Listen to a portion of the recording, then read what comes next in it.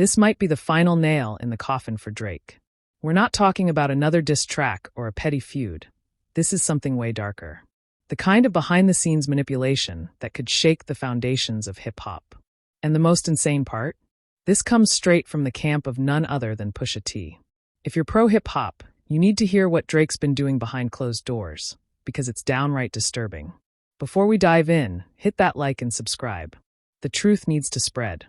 Everyone needs to see what this man has allegedly done to silence his rivals and control rap from the shadows. All right, let's talk about Drake.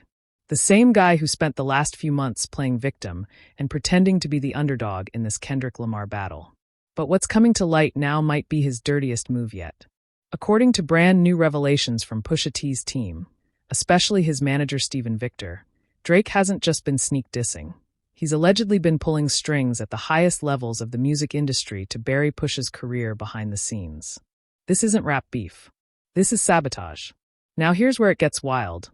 Pusha T had a verse on Pop Smoke's posthumous album Shoot for the Stars, Aim for the Moon, on the track Paranoia. But according to Victor, that entire record was nearly scrapped. All because Drake didn't want it released. Think about that. One of the biggest albums of the streaming era, held hostage, just to appease Drake's ego. And why? Because there were a few bars that could be interpreted as shots at him. Drake reportedly told the label that if Pusha's verse made it to the final album, there would be consequences. So they yanked it. Just like that. A man's verse erased, not because of quality, but because of clout.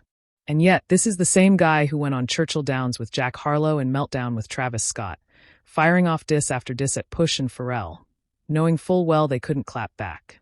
Why? Because he made sure of it. That's not competition, that's censorship. Now it's starting to make sense why Pusha T seemed so quiet for years. Why certain albums felt watered down. Why the energy in rap felt off.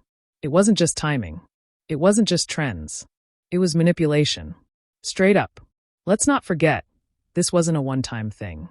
Back in 2019, Drake allegedly blocked Push from appearing on Maybach Music 6 with Rick Ross and Lil Wayne. And again, all signs point to Drake flexing his industry muscle to silence the opposition. It's a pattern. What we're realizing is that Drake hasn't just been playing the game, he's been rewriting the rules.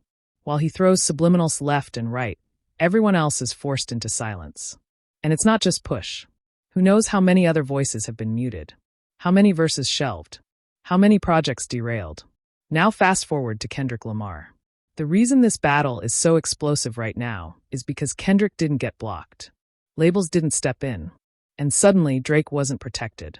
For the first time in years, someone could punch back, hard. And once Kendrick opened the floodgates, the rest of the industry started waking up.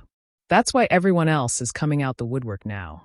Pusha even said it himself. Drake's new lawsuit antics are a desperate attempt to regain control. Because Not Like Us wasn't stopped. It went nuclear.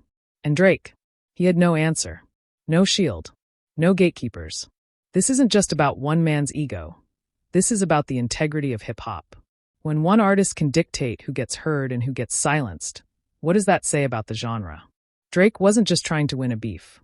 He was trying to rewrite history, erase criticism, and silence any voice that dared to check him.